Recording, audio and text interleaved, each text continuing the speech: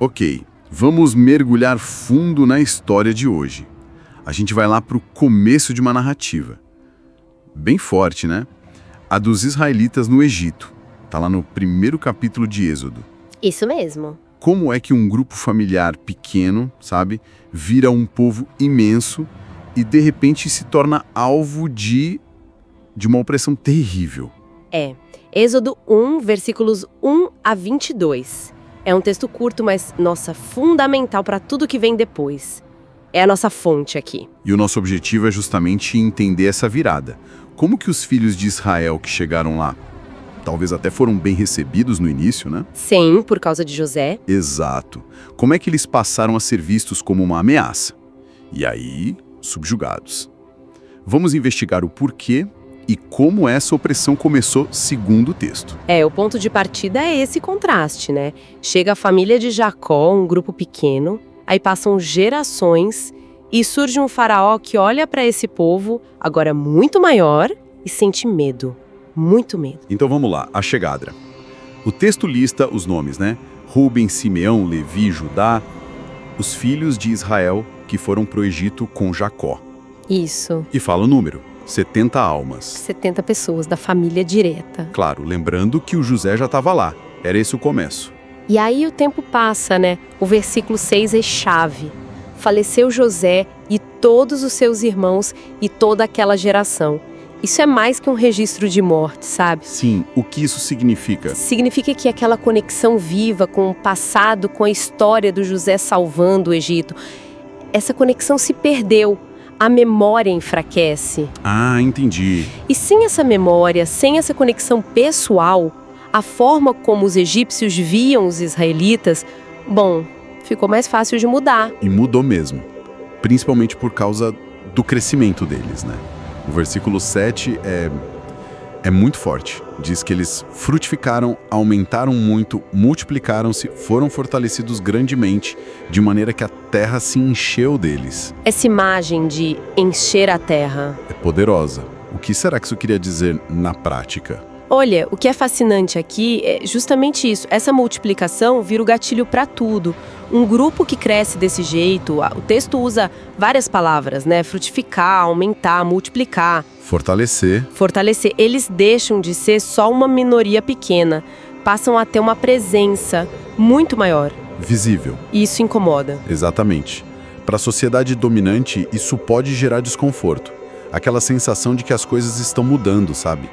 Talvez até um medo de perder recursos ou de ameaçar a identidade egípcia. A visibilidade deles aumentou demais. E a reação não demora. O versículo 8 é a virada total. E levantou-se um novo rei sobre o Egito que não conhecera a José. Essa frase, não conhecer a José, eu sempre acho que tem algo mais aí. Não é só ignorância histórica.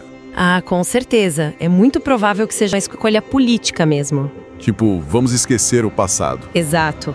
Não conhecer nesse contexto pode muito bem significar não reconhecer. Não reconhecer a dívida com José, os méritos dele, qualquer status que eles pudessem ter tido antes. É um jeito de justificar uma política nova. Uma política hostil. Claramente.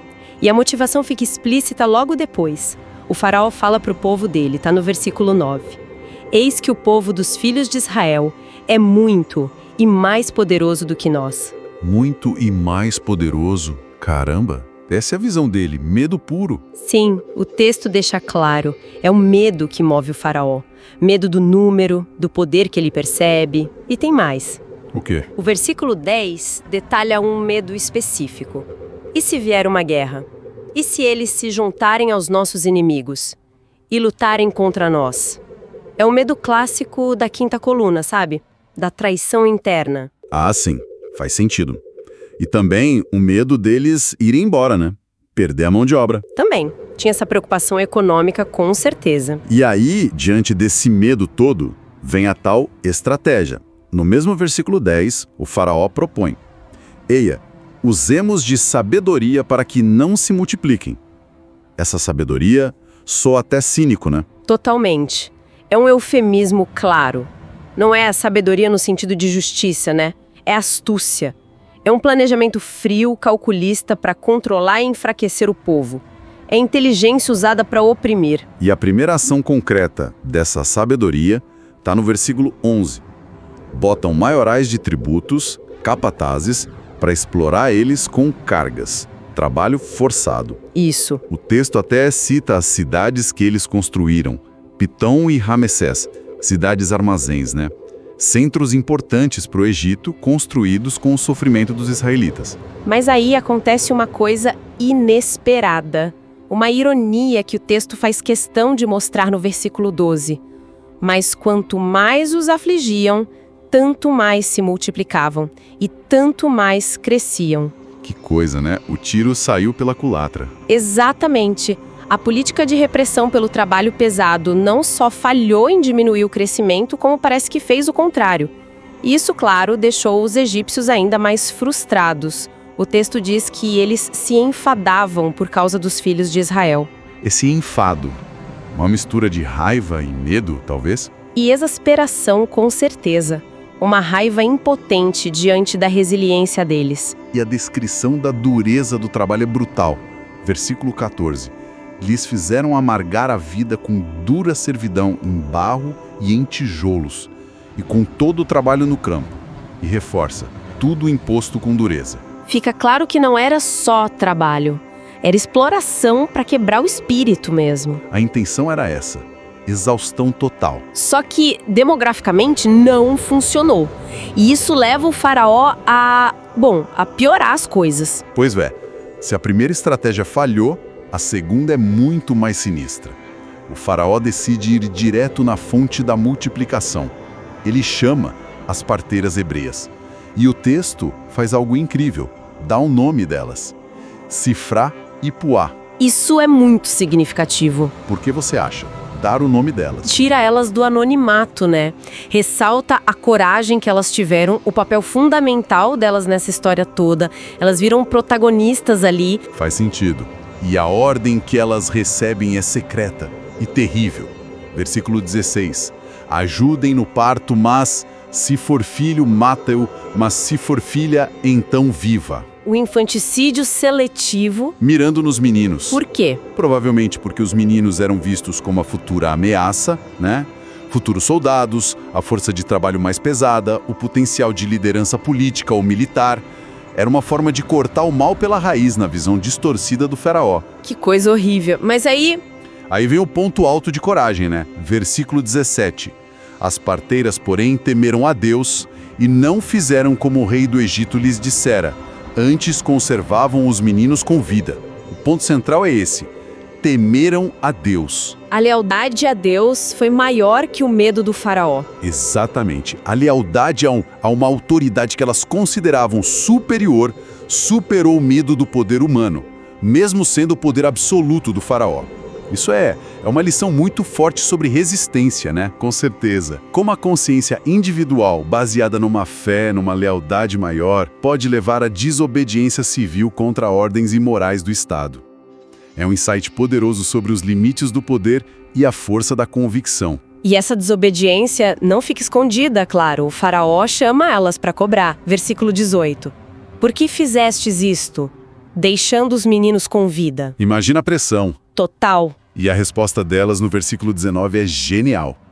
É que as mulheres hebreias não são como as egípcias, porque são vigorosas e já têm dado à luz antes que a parteira venha a elas. Uma desculpa muito esperta. Uma mistura de, talvez, uma observação cultural com uma mentira para salvar vidas, né?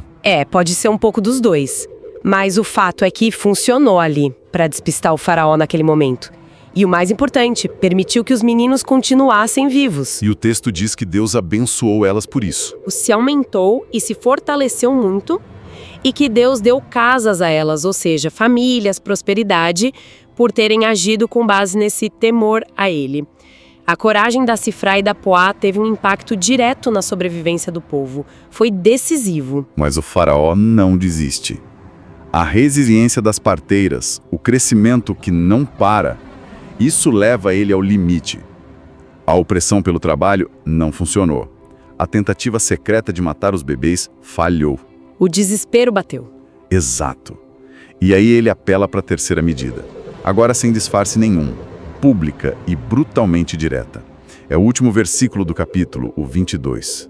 Então ordenou o faraó a todo o seu povo, dizendo: a todos os filhos hebreus que nascerem lançareis no rio, mas a todas as filhas guardareis com vida. Essa ordem final, nossa, ela diz muito sobre o estado das coisas. Como assim? Se a gente olha para o capítulo como um todo, essa ordem mostra o fracasso total das táticas anteriores, mostra o desespero do faraó, e a opressão deixa de ser algo feito por capatazes ou ordenado a parteiras.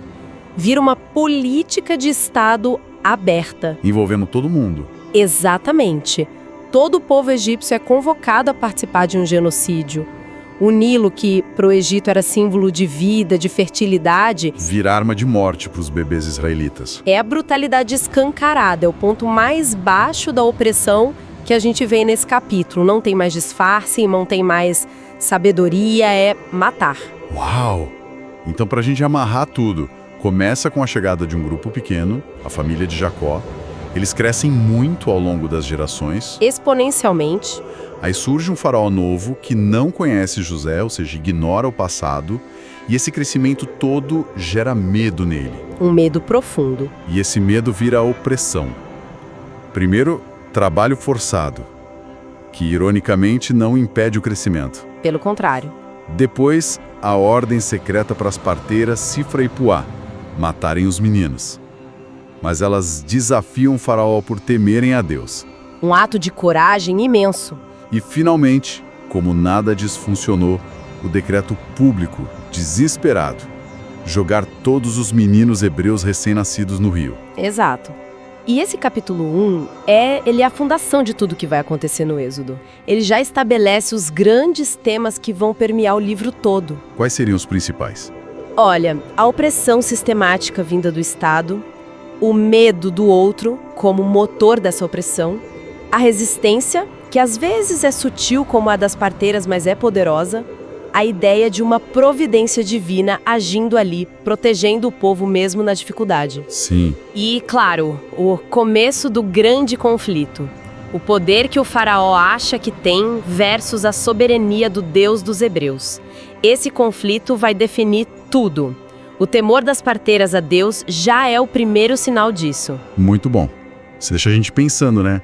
É impressionante como o medo de perder o controle, medo do diferente que cresce, pode levar um poder a cometer atos tão desumanos como os do faraó. É um padrão que, infelizmente, se repete na história. E, ao mesmo tempo, é curioso ver como essas tentativas de destruir podem acabar tendo um efeito contrário, fortalecendo a identidade do grupo oprimido, a resiliência deles. Sim, a própria opressão pode forjar uma unidade maior. E o exemplo da Sifra e da Puá, claro, fica na cabeça. O que a história delas diz sobre a força que a consciência de uma pessoa, a coragem moral, pode ter, mesmo diante de uma ordem vinda da autoridade máxima, sabe? É uma pergunta fundamental. Fica aí a reflexão sobre esses mecanismos de poder, de medo e de resistência. Coisas que, de formas diferentes, a gente continua vendo e discutindo até hoje.